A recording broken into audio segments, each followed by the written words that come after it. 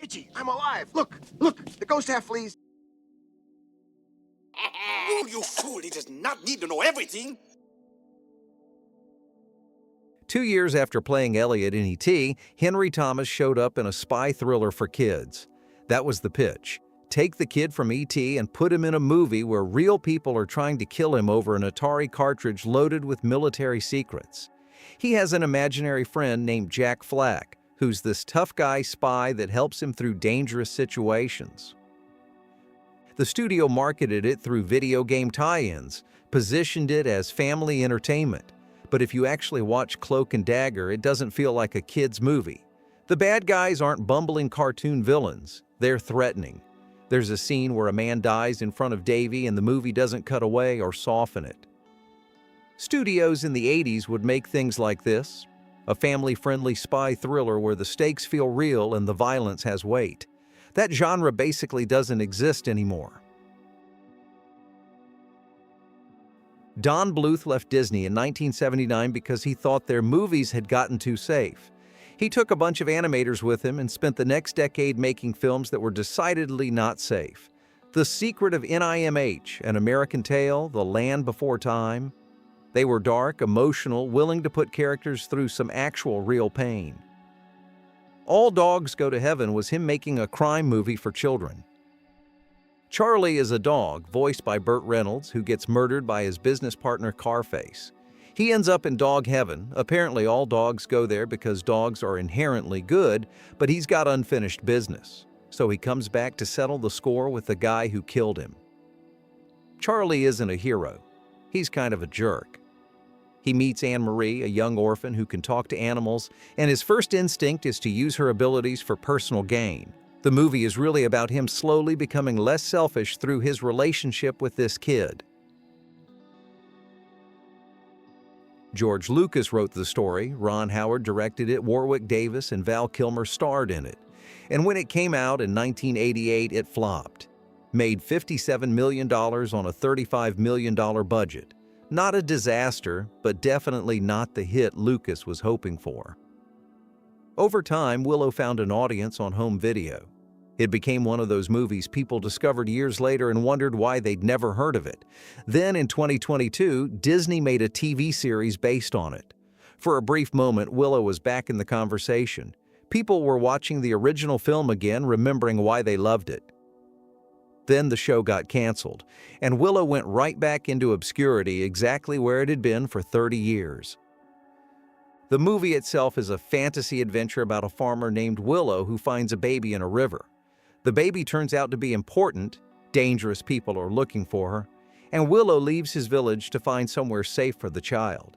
He teams up with a skilled but unreliable swordsman, and the two of them go on this grand journey.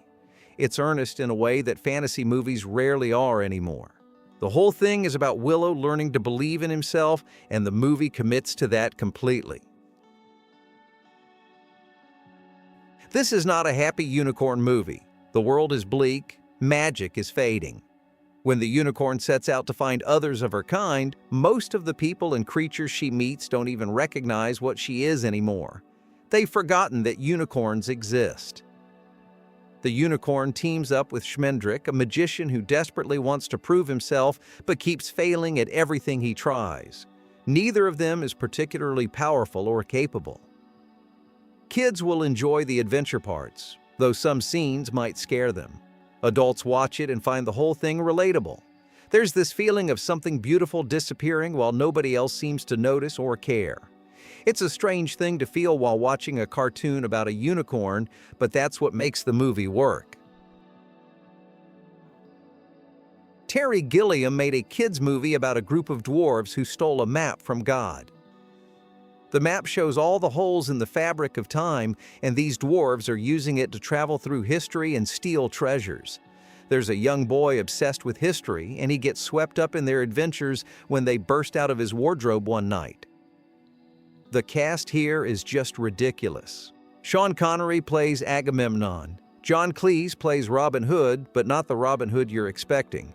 This version is a pompous idiot who insists on personally shaking hands with every single poor person he gives money to. David Warner plays the evil genius who wants the map back. It feels like Gilliam just threw everything he thought was funny at the screen and somehow it all worked. But underneath the comedy, there's something else going on. The ending is famously dark for a kid's movie, the kind of thing studios would never allow today. You don't usually think of Disney when you think of movies nobody remembers.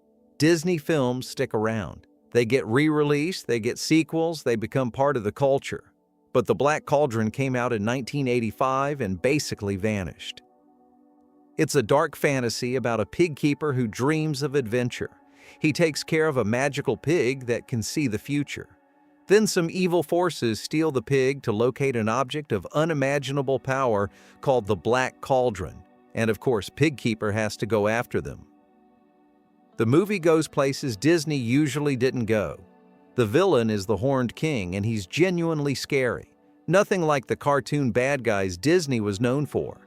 The whole thing feels more like an 80s fantasy film that happened to be animated than a traditional Disney movie. That might be why it disappeared. Disney didn't know what to do with it.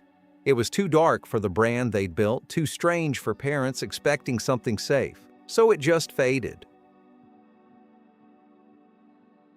The premise sounds familiar now because it's been done 100 times since. A video game turns out to be real, and the kid who's great at it gets recruited to fight actual aliens. But in 1984, this was new. The Last Starfighter did it first. Lance Guest plays Alex, a teenager living in a trailer park who spends his time at the local arcade playing a game called Starfighter. One day he gets the highest score ever recorded. Turns out the game was never developed on Earth. It's a training and recruitment tool for an actual intergalactic war, and Alex just qualified. The movie takes the wish fulfillment completely seriously.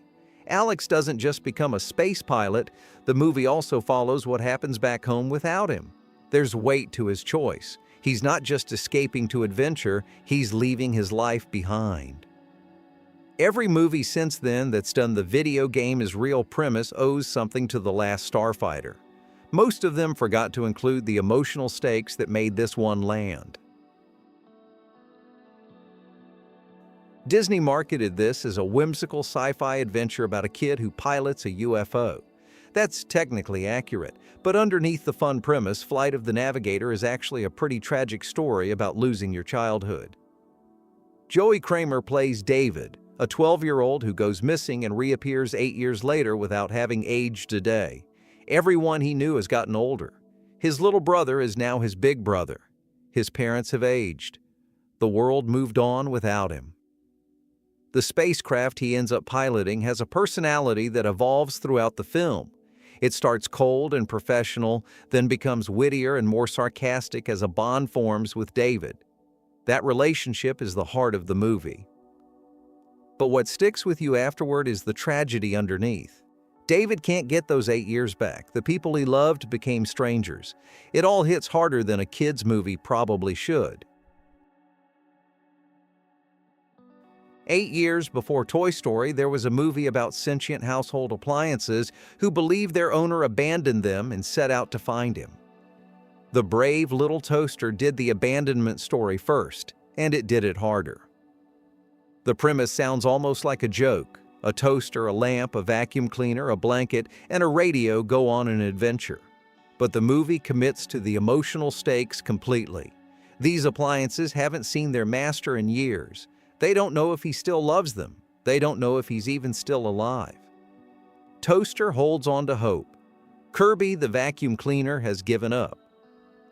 Toy Story got praised for exploring what it feels like to be forgotten, to be replaced, to wonder if you still matter to someone who used to love you. The brave little toaster explored all of that in 1987 with a group of household objects, and it didn't soften the blow.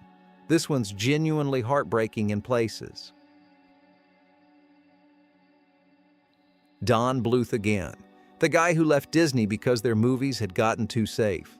Before All Dogs Go to Heaven, he made The Secret of NIMH. Mrs. Brisby is a field mouse. Her son Timothy is sick. A farmer is about to destroy her home, but she can't relocate because moving Timothy might kill him. So she goes looking for help from the rats of NIMH. hyper-intelligent rats who escaped from a laboratory and built their own strange civilization. Mrs. Brisby is definitely not an action hero. She's not brave in the traditional sense. She's a mother who's terrified but keeps going anyway because her son needs her. Every dangerous situation she faces, you can see the fear in her. She does it anyway. The animation here is gorgeous, hand-drawn and detailed. The story has real stakes, real danger, and real loss.